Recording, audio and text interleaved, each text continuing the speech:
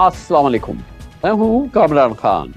आज election commission of Pakistan ने एक और इंतहाई गैर मामूली फैसले में पीटीआई के आज़ाद उम्मीदवारों या सुन्नी इत्तेहाद काउंसिल की मखसूस नशिस्तों से मुताल्लिक दरख्वास्त मुस्तरद कर दी। यानी अब सुन्नी इत्तेहाद काउंसिल में शमूलियत करने वाले पीटीआई के सियासी अरकान को ख़वातीन और अक़लियतों की नशिस्तें नहीं मिल सकेंगी। आज 4-1 से दिए गए फैसले में इलेक्शन कमीशन का कहना है कि कानून की खिलाफ वर्जी और पार्टी फहरिस्त की इब्तिदा में फराहमी में नाकामी के बायस सुन्नी इत्तेहाद काउंसिल मखसूस नशिस्तों की हकदार नहीं है। दिलचस्प बात यह है कि इलेक्शन कमीशन ने अब कौमी असम्बली की 23 मखसूस नशिस्तें दीगर सियासी जमातों को अलॉट करने का फैसला भी दे दिया है। इसके अलावा 56 मखसूस नशिस्तें सूबाई असम्बलीज में भी दीगर जमातों को अलॉट कर दी जाएंगी। अगर ये मखसूस नशिस्तें सुन्नी इत्तेहाद काउंसिल को मिल जाती तो जमात के तौर पर उनके अरकान की कौमी असम्बली में तादाद 7 से ज़्यादा हो जाती। इलेक्शन कमीशन ने 28 फरवरी को अपना महफूज फैसला आज सुनाया है और अब ये फैसला उस वक्त आया है जब कौमी असम्बली में वज़ीर आज़म का इंतखाब हो चुका है। शहबाज शरीफ हल्फ उठा चुके हैं, स्पीकर डिप्टी स्पीकर के लिए वोटिंग हो चुकी है, उन्होंने भी अपने ओहदे संभाल लिए हैं। आज फैसले के खिलाफ सेनेट में पीटीआई के पार्लिमानी लीडर अली जफर ने सुप्रीम कोर्ट से करने का ऐलान किया। उनका कहना था कि इलेक्शन कमीशन के फैसले के बाद सदारती और सेनेट इंतखाबात मुलतवी कर दिए जाएं, क्योंकि अगर हमें मखसूस नशिस्तें आला अदलिया से मिल जाती हैं तो सदर और सेनेट का इंतखाब सिफर हो जाएगा। 28 फरवरी को इलेक्शन कमीशन में समाअत के दौरान मुस्लिम लीग नून, पीपल्स पार्टी, MQM, JUIF के वकला ने सुन्नी इत्तेहाद काउंसिल की दरख्वास्त की मुखालफत करते हुए मखसूस नशिस्तें जीतने वाली जमातों में तकसीम करने का मुतालबा किया था। नाक़दीन के मुताबिक 8 फरवरी के इलेक्शन को मुतनाज़ा बनाने में इलेक्शन कमीशन की नाअहली आया थी और अब इंतखाबात के बाद भी इलेक्शन कमीशन की कारकर्दगी हैरान कुन है। खास तौर पर पीटीआई के मामलात में तो इलेक्शन कमीशन का जानिबदाराना रवैया छुपा है नहीं छुप रहा है। आवाम मशकूक इलेक्शन के बाद अब मशकूक पर इलेक्शन कमीशन भुगत रहे हैं। इस मौजूद में बात करते हैं और इसके लिए हमारे साथ मौजूद हैं नामवर पाकिस्तान के सीनियर कानूनदान, साबिक सदर सुप्रीम कोर्ट बार एसोसिएशन जनाब आबिद ज़ुबैरी। बहुत बहुत शुक्रिया आबिद ज़ुबैरी साहब। ये फरमाइएगा कि आज तकरीबन एक हफ्ते के इंतजार के बाद बिल आखिर एक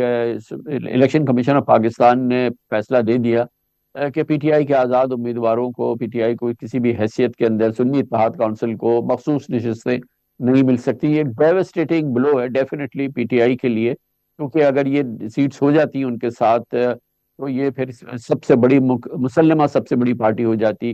तो अब ऑप्शंस क्या हैं? वैसे तो जस्टिस फाइज़ ने, काजी चीफ जस्टिस साहब ने जब ये इलेक्शन सिंबल का केस वो सुन रहे थे, इस मामले को बड़ा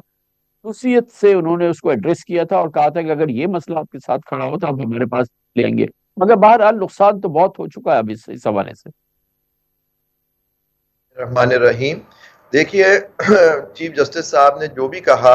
वो एक ऑब्जर्वेशन थी उनकी, लेकिन नेचुरली जो भी केस करेंगे या आएगा, पहले वो हाई कोर्ट में चैलेंज करें या डायरेक्ट सुप्रीम कोर्ट में जाएंगे, उसको अपने मेरिट्स पे देख के वो फैसला करेंगे। इशू यही है कि आप देखें ये सारा एक तसलसल है जो इलेक्शन कमीशन ने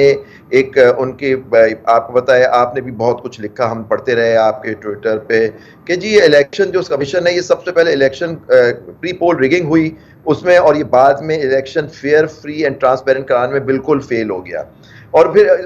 आपने पहले भी आपके प्रोग्राम में थे और प्रोग्राम्स में हर किसी ने, ज़्यादातर लोगों ने यही कहा कि एक्सपेक्टेड यही था कि इनको सीटें नहीं देनी थी, क्योंकि देखिए जब बल्ले का उनसे सिंबल लिया गया उसके पीछे पूरी एक स्टोरी थी कि बल्ले का सिंबल लेने से ये हुआ कि नेचुरली वो जो लोग थे पीटीआई के वो इंडिपेंडेंट हो गए। तो उसमें ये बहुत बातें हुई, आपने भी लिखा उसके ऊपर बहुत कुछ कि हो सकता है कि इनकी एक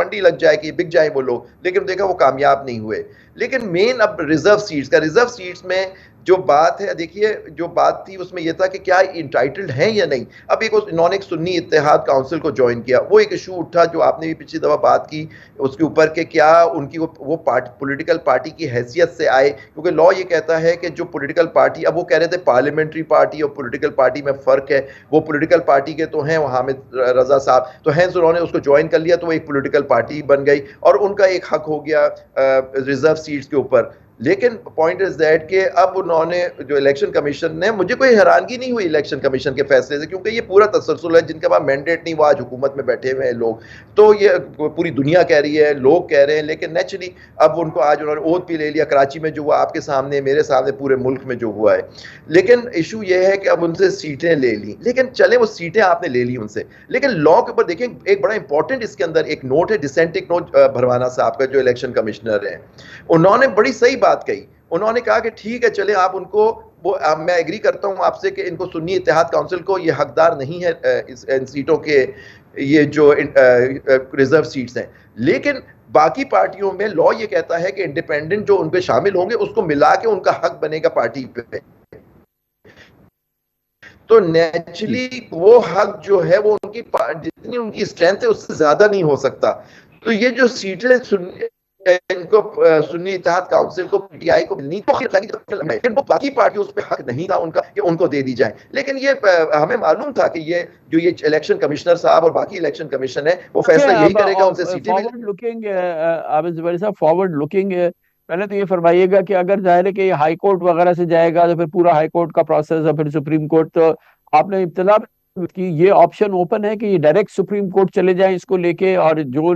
لیگل اس سلسلے میں آپشنز ہیں اس میں یہ اویلیبل آپشن ہے کہ ڈائریکٹ پی ٹی آئی جو ہے وہ سپریم کورٹ کو ناک کرے؟ سمجھتا ہوں بالکل ہے، 184(3) کی بالکل پٹیشن بنتی ہے، اور سپریم کورٹ کو آپ فرما بھی رہے تھے، چیف جسٹس صاحب نے یہ ان کو آبزرویشن بھی دی تھی، وہ آپ نے سنوائی بھی تھی ٹی وی کے اوپر، آپ نے ان کی وہ کلپ بھی چلی کہ جی اگر کوئی اس طرح کا ایشو آئے گا تو آپ ہمارے پاس آ جائیے گا. نہیں جی، ان کو ٹرائی تو کرنا چاہیے. Maximum high court, supreme court مڑ کے کہہ سکتا ہے نہیں جی پہلے آپ ہائی کورٹ ہو کے آئیں، لیکن یہ ایک ایسا مسئلہ ہے، کانسٹیٹیوشنل مسئلہ ہے، پورے ملک کا مسئلہ ہے، تو اس میں بالکل ایک 184(3) میں آرٹیکل میں ان کو کوشش کرنی چاہیے سپریم کورٹ میں جائے اور فوراً سٹے لینا چاہیے کہ جی یہ جب تک یہ ڈیسائیڈ نہیں ہو یہ سیٹیں ان پارٹیوں میں تقسیم نہ کی جائیں. تو اب یہ ان کے اوپر ہے، ان کے وکلا کے اوپر ہے کہ وہ کرتے ہیں یا نہیں کرتے، یہ ان کو فیصلہ کرنا ہے، لیکن نیچرلی اس کا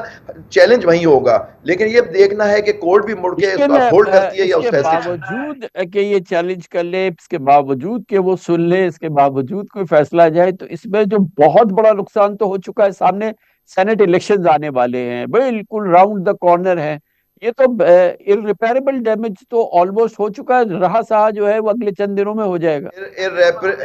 بالکل آپ نے بڑا اچھا لفظ کہا، irreparable ڈیمیج تو اس ملک میں جمہوریت کو ہو چکا ہے، اور آج سے نہیں ہوا ہے، بہت پہلے سے ہو گیا ہے. وہ irreparable ڈیمیج کا یہ کڑی ہے، تو ہم اس کو بھی آپ برداشت کریں جیسے ہم باقی برداشت کرتے ہوئے آئے. ہم لوگوں کے پاس، ہمارا پاس ایک ہی اختیار تھا، میرے آپ کے پاس، وہ ووٹ ڈال کے ہم اپنے چاہتے تھے ہمارے چوزن ریپرزنٹیٹیو آئے جو ہمارا آئین بھی کہتا ہے، لیکن انفارچونیٹلی وہ نہیں آئے. اب باقی ساری چیزیں وہ اسکرپٹ لکھی جا چکی ہے، اس کے حساب سے وہ سارا اس ملک میں کام ہو رہا ہے. تو یہ ان کو ہوگا، سینٹ الیکشن بھی ہو جائیں گے، یہ لوگ جو الیکٹ نہیں ہوئے وہی الیکٹ کر کے آ جائیں گے، سیٹیں بھی ان میں ڈسٹریبیوٹ جائیں گے. لیکن آپ کو کوشش ضرور کرنی چاہیے، آپ کو کورٹ میں جا کے سٹے لینا چاہیے، اور ہو سکتا ہے جس طرح سے اور کیسوں میں سپریم کورٹ نے سنوائی کی الیکشن کے میٹرز میں، ہو سکتا ہے یہ فوراً ٹیک اپ کر لے سپریم کورٹ. سر بہت بہت شکریہ جناب عابد زبیری ہمارے ساتھ. الیکشنز کے بعد پی ٹی آئی کی سیاسی حکمت عملی میں ماضی کے برخلاف ہمیں کچھ تبدیلی، بلکہ خوشگوار تبدیلی کے ابتدائی آثار دکھ رہے ہیں.